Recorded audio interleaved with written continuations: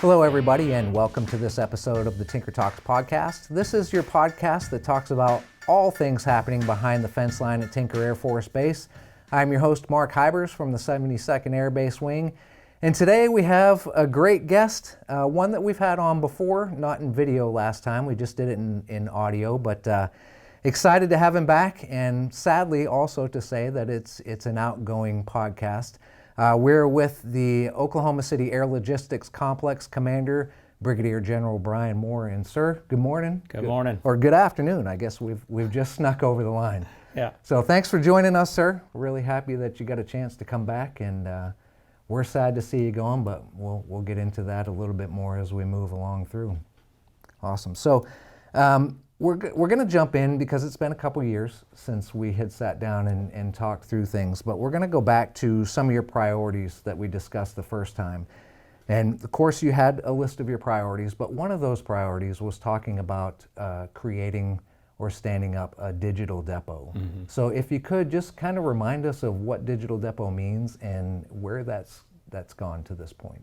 Thanks, Mark. So first, I appreciate the opportunity to come back and for multiple reasons, in part because, you know, a lot has happened in 2 years. Mm-hmm. I feel like it's gone so fast, and yet so much has been achieved that it's appropriate to have a conversation with you and talk to folks about it and help them understand some of the implications, which is daily execution, mm-hmm. but it's also looking to the future of what it means for the organic industrial base. So questions about priorities, you know, 2 years ago, at least in one case, we talked about digital depot. I think digitalization of the workforce and the digital depot, mm-hmm. along with manufacturing and specifically advanced manufacturing, were two critical areas that had to be advanced. And I'm pleased to say that the team has really embraced that. And they were embracing it when I arrived, but now we've put some real plans in place to further it and look towards the future and what that means for this depot. Digital depot in particular, gets more specific. Mm-hmm. We have initiatives like thinking about training in our workforce development, AR, VR, virtual reality training, AI for really understanding what needs to be trained to look into workloads in the future. You know, if you think about what that means and how people learn and train and develop, we have to transform the workforce. So I'm pleased to say that the leadership team here has done a great job thinking through that problem set and bringing some initiatives in that have plans of action behind them. On the manufacturing side, which is really a form of digital, think reverse engineering activities, and then how that translates to tech data packages and being able to then produce parts with the tech data that we created. It's amazing what this team has done, not just to bring in capability and capacity, but to also bring in workload. I think since I arrived here 2 years ago, it's been tenfold of increased workload. We were just assessing the hours, right, and literally 10 times the amount of workload since when we had this conversation previously. So those are two major kind of future-looking things. On top of that, our daily business of producing to promise and meeting commitments to our warfighters, mm-hmm. has still, keeping the main thing has still been at the top of our list. And I'm pleased to say, where certain areas might have regressed a touch when I was here earlier, we have, no kidding, recovered in some areas, exceeded in other areas. We're working with the enterprise to really advance some of those tougher workloads, both on the aircraft engines and the exchangeable side. And we've got good plans for execution on how to keep meeting our commitments. So this depot is fantastic in meeting its requirements, and they've been doing that every day since I arrived.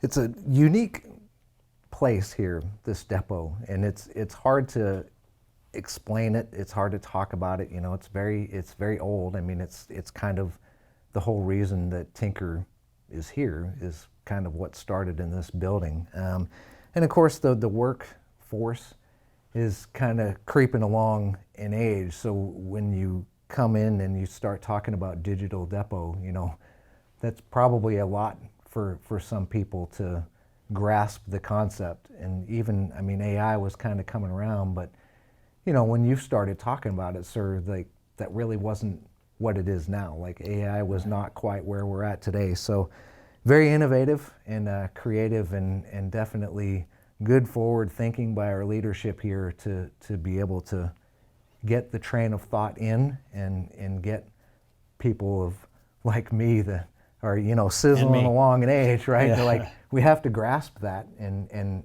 embrace it and move on. So yeah, I just to expand a little bit. I mean, I think we need to recognize, and I probably said it the first podcast, but in this depot, our mission is combat ready air power, to produce it for the warfighter, and that includes the oldest old stuff, right, as you kind of alluded to, as well as the newest new, right? Bringing in the B-21.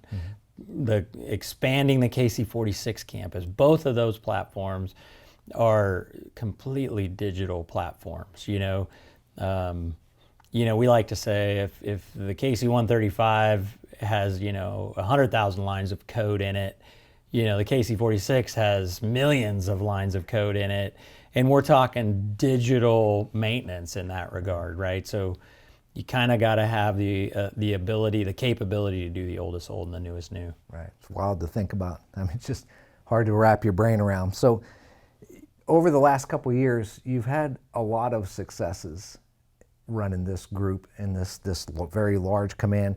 Can you think of one that stands out that might be your biggest or your best? So what kept me up at night was in some ways we are the strategic center of excellence for propulsion. This complex is. Right. And, what kept me up at night was making sure, we're being able to execute on the propulsion end. Probably kept me up at night on aircraft too, but that has been consistent and standard over time, as has exchangeable commodities, different commodity lines.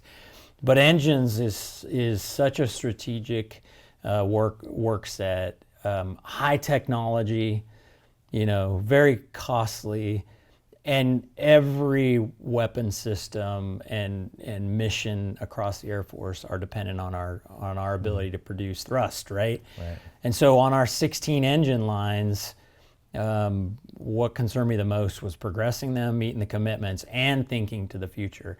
Probably there's a bunch of great achievements, but one of the great achievements is the way the enterprise has really come together over the last 2 years to think about the future of organic propulsion. And I'm just proud to say, working with Mr. Sneeden and the LP team, that we are thinking about and planning for strategic propulsion workloads in the future. We were already working F-135 engines. We're planning for the future on that collectively with our industry partners, Pratt Whitney in that case. But we're also thinking about bringing in, T-108 workload and, whatever future engine propulsion requirements look like. We're working that. The KC-46, F-139 potential, just a whole lot of future planning activities that are really coming together. And those were unknowns the last time you and I had this conversation. And so probably one of the greater achievements is that those planning efforts, across the enterprise, with the Defense Industrial Base, are really coming together. Still significant constraints, like I said, materially, technology, engines are tough, but I think if we keep the focus on it like we are, we're going to be in a good place. And that includes the test cells that go with it. In this case, we're looking at Agile Common Engine test cell capability that spreads engine test across the continuum of engines in this depot. So really excited about that. Plenty of other achievements to talk about, but that's one that's so strategic in nature. Yes, we'd be here for a couple of days probably if we talked about all the achievements. Right. It's a good group over here, but you bring up an interesting point that we didn't really plan to discuss, but it's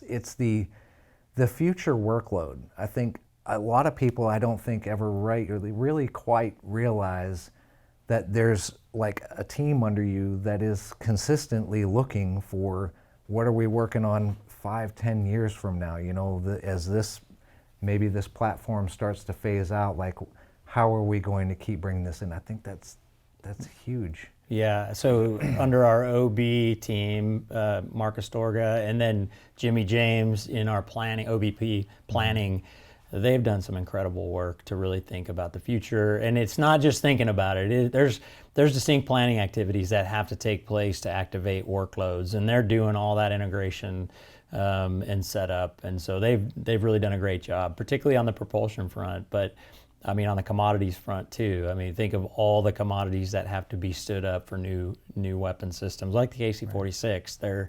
They're doing some really incredible work to activate these workloads and keep us sustainable. It's wild, and your AOP is working well over there too. I know when we bring honorary commander groups through, and the KC-46 folks are running down their AOP stuff and where they've come and getting the test flight cell, 10th Flight Test Squadron up to speed to start flying check rides. And so that's interesting. AOP being our production culture, art of the possible, theory of constraints, for those who aren't as familiar with it. What I'll tell you about that is under Colonel Jeff Anderson, Mr. Steve Stoner, and Mr. Mike Hostetter, they really have the fundamentals remain the same. But in the vein of digitalization, they've overhauled the AOP too to smooth out that integration across stakeholders. And to your point, the KC-46 is indicative success from that overhaul. You know, the team working together to bust constraints, particularly in KC-46 as new breaks happen on a new aircraft.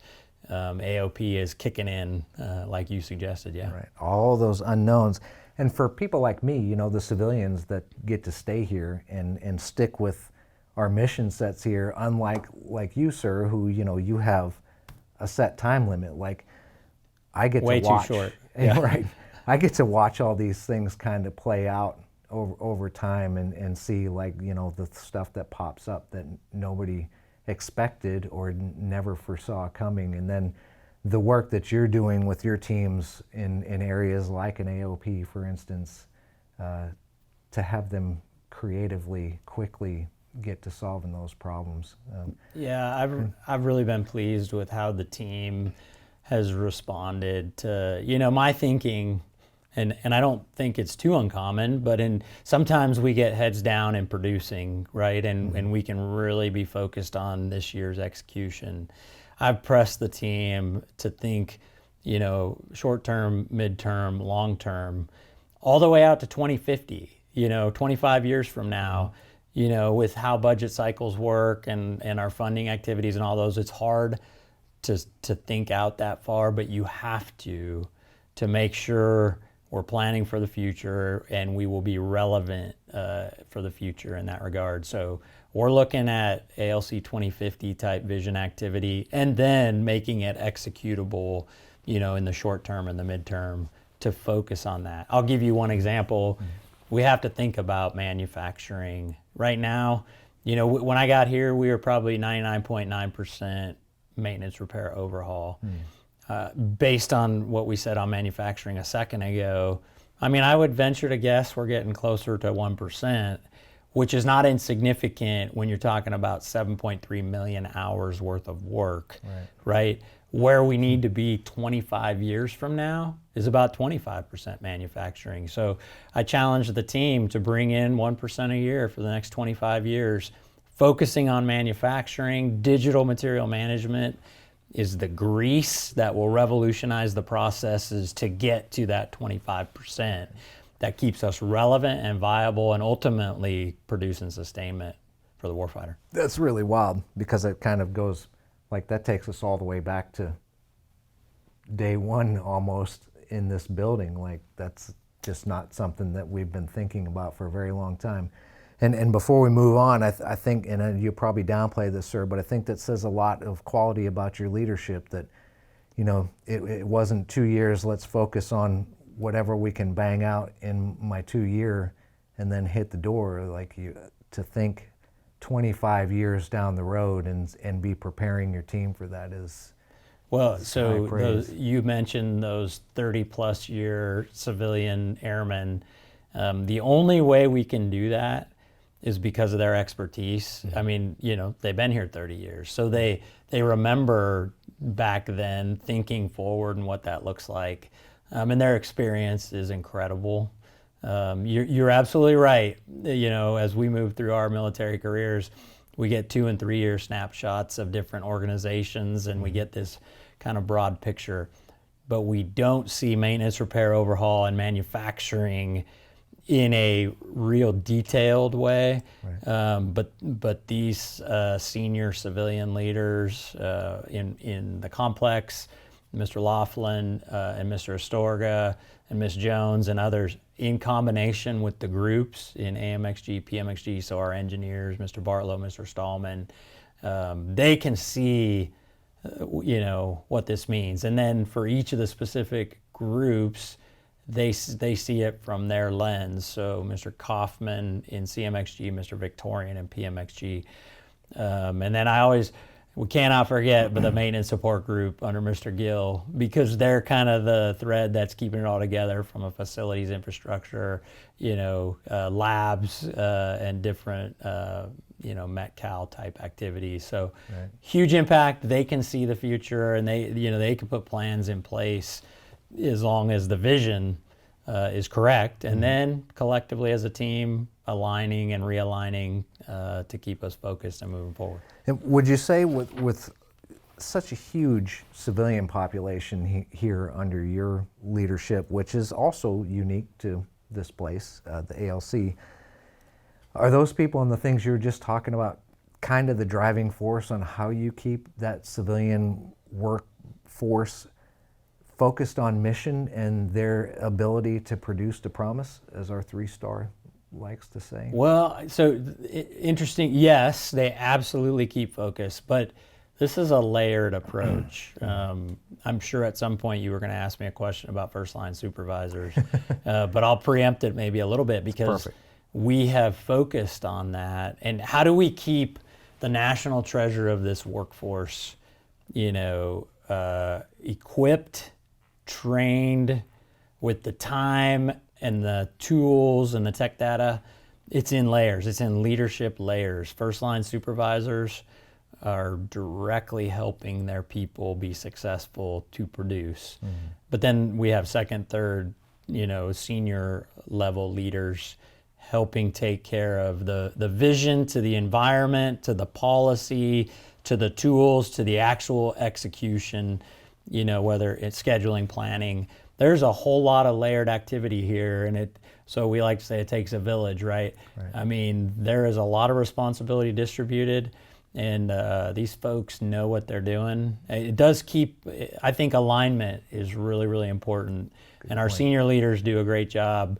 But I think we've made some significant headway in gaining alignment over the last 2 years. Right, and that could be difficult. It's not a small organization.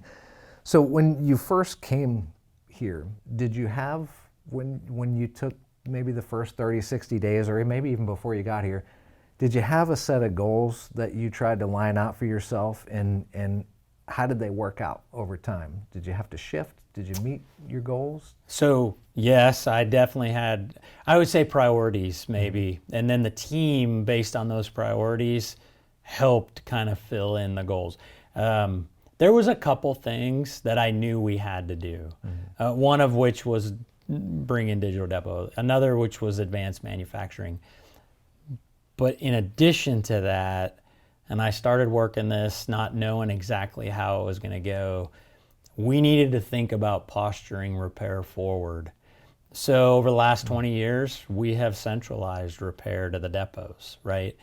If you remember back in 1995, there was base reduction and closures. We went from 5 depots to 3. That was even further consolidation and centralization. Well, based on the threat environment out there today, we need to think about how we posture repair more at the point of need and closing the gap between mission generation and our maintenance, repair, overhaul activities. And so working with Colonel Jay Martin, who's my mobilization assistant, we've come up with a concept under General Hawkins's GENIS concept. His is, so GENIS stands for Global Enterprise Network for Universal Sustainment. Think sustainment activities forward in partnership with allies, partners, industry partners, as well as our own organic repair capability forward. Posturing for the next bite, right? Within that, Colonel Martin and I came up with a concept called GENIS Falcon. Falcon is an acronym, Forward ALC Operational Node. And it essentially embeds depot artisans with operational units. Why do this? Because one, we need to get faster with discipline on repairing so the warfighter can produce to mission requirement. Right. So two, we need to maintain the efficiency and effectiveness within the depot apparatus to continue to be successful here while we posture forward to help mission generation.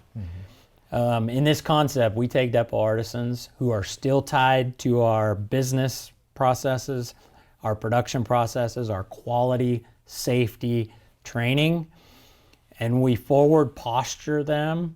Right now, it's CONUS, and we're looking at a few other areas like Joint Base Elmendorf-Richardson, maybe Hickam, some areas potentially overseas, but we haven't started those yet. Right. And we're actually performing depot maintenance, depot level maintenance in operational units. This is a big deal. We've actually produced in Dias on B-1 Avionics. We've produced on KC-135s at Fairchild. We've produced overseas at Kadena. And we've produced some engines at Seymour Johnson. And it's really, it's a big deal because we're putting LRUs back in the hands of flight lines. We're remaining financially solvent. And in addition to that, we're training blue suit airmen on certain higher level system knowledge while we're able to produce. So it's really a great partnership with these operational units. And I think it focuses our readiness and repair at the right places as we develop this program out. It's actually really exciting. I'm trying to not be too giddy about it because I mean, I really think that this is really neat stuff. And because for the last few years, we've been really talking about mission capable airmen and the agility of our young force and how we're going to maneuver them out and make sure that decision making's happening at little lower levels. But I mean, I don't think that, certainly not in our area, we hadn't been thinking about this sort of thing, like taking civilians or you know, these types of civilian and doing the same sort of thing, like teaching them how to be more agile and capable and sending them out. But yeah, just to be clear, you know, because folks will think we're putting civilian airmen in harm's way, right, and that is not the case. Right. These are scheduled, largely scheduled depot level activities that fall in on already established bases out there to help expedite those repairs. Yes. But when you take a depot level artisan who's been working that workload for 15, 20, 25 years, and you put them side by side by a brand new airman, maybe straight out of high school, you're able to transfer knowledge that's really been centralized over the last 20 years. We're able to transfer not just repair capability, but knowledge back to folks in the field. And I think it's just huge. I think it's a force multiplier. Already gaining big traction. I think it's going to be a big win. Right, for sure. And thank you for clarifying that. Yes, when nobody is going out into the field of fire out there, but still so exciting because it's just not like it kind of falls into that agility and stuff. But yeah, nobody's in harm's way. So you have worked with great leaders in your time. You've named a bunch of them. Have you been able to take away any valuable leadership lessons from all the great leaders that you've worked with here? So probably the greatest surprise and lesson from these senior leaders is that we all have our, I'll say, strengths and weaknesses, right? Mm-hmm. But what's great about our institution is we bring them all together for biggest effect.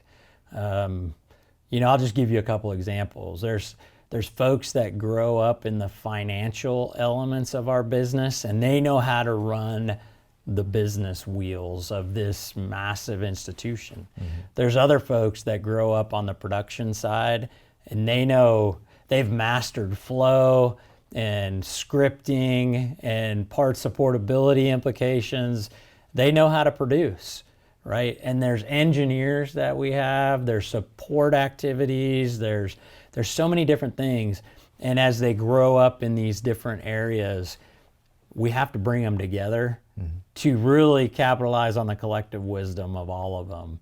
Because, I remember our 4-star used to say, one of us is not as good as all of us. And that is absolutely true here in the depots. So my big takeaway is, bring them together, and it's a compounding effect for effectiveness, and it's really an incredible group of people. It's been, for me, it's just been so eye-opening to see what they can produce together as they capitalize on each other's experience and expertise.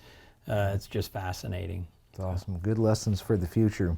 And so now that you've been here and you're starting to wind down this part of your tour, and not your first time at Tinker, but in the command and leading, is there anything about this position in your last couple years here that's surprised you at all? Or what surprised you the most, I guess I could say? I'll kind of contrast the strength with the weakness. And the weakness is that we are such a complex enterprise of sustainment that sometimes it can be surprising how difficult it can be to move the enterprise forward on meeting all the commitments that we need to. So surprising in a good way. We kind of looked at how that integration was happening. And if you remember, I came here with a focus on integration. General Richardson, our 4-star boss, made it clear that we have to integrate not just across the centers within Air Force Material Command, but within ourselves, right? And I really think that that's the critical need.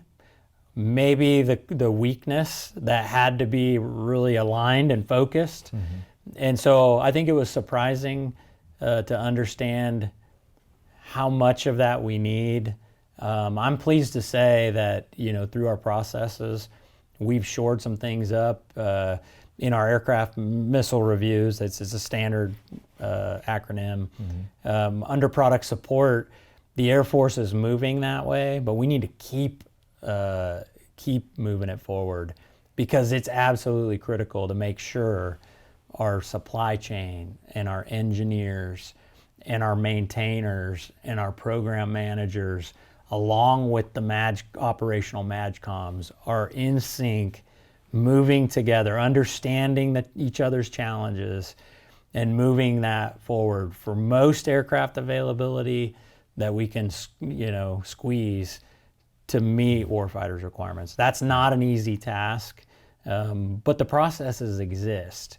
We just got to stay focused on it. And so, surprising in a difficult way, but also where we've come in it to kind of reinvigorate it, kind of a back to basics in product support. And I'm pleased to say we're getting aligned and focused in that area too.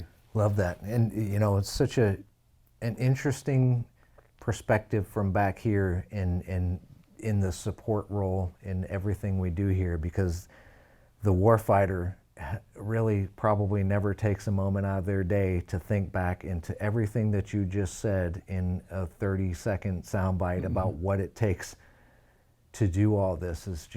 It's baffling, but cool for us, cool for them, because their stuff works when they get it because of your team. But yeah, and kind of cross-checking that the whole time on what their mission requirements are, to include operational as well as training. I mean, they've got to fly to train to be able to fight. And so we as a collective enterprise have to produce and sustain to meet that requirement. And there's a lot there that has to remain aligned and moving forward together. It's awesome stuff. So with that, sir, is there anything that you'd like to say to your team as you get ready to depart? Yeah, I would just say thanks for serving this great institution. And I do mean the Air Force institution, but I also mean the Oklahoma City Air Logistics Complex, the sustainment enterprise, the Air Force materiel enterprise. It's critical to warfighting. And the fact that folks would dedicate their lives, their professions, and what that means for families and support, it's quite an honor to be able to serve alongside them. For me, it's the honor of a lifetime. I can't see how it gets any better than this. But for the 2 years I was blessed to be able to be a part of it, it was just amazing. Incredible Americans, incredible Oklahomans doing our nation's work. And so I would say to my team, thanks for dedicating your professional lives to it. And I think it's a righteous cause that we're all serving. Awesome. Thank you, sir, and appreciate the leadership for the last couple of years. It's been a great run. Thank you. And I think we'll leave it with that. We'll let you get back to work because you're not gone yet. Yeah, if I could say one more quick thing. Oh, absolutely. And only because we can only do our job with the community support. And I remember General Kirkland used to say, the best communities make the best bases. Our folks are only able to do what they're doing because this community is the best in the country serving Oklahoma City Air Logistics Complex. So thanks to the community as well. Awesome. Well said, sir. And so with that, we are going to wrap up this episode of the Tinker Talks podcast. Thanks, General, for coming out and spending some time with us. And please don't forget to follow us on the socials. You can find us at Facebook and Instagram at Team Tinker, and of course on X at Team_Tinker. And also check out our YouTube page and our website page. And also just a quick plug for our air show that's coming up. You'll be able to come out, and of course when we do the air show, one of the big things is to come show the public why you have this base here, and to show you some of our mission sets. And an awful lot of the mission sets that you'll see have everything to do with what the General was just discussing with us. So until next time, be safe out there. We hope you see you at the air show, and have a great week.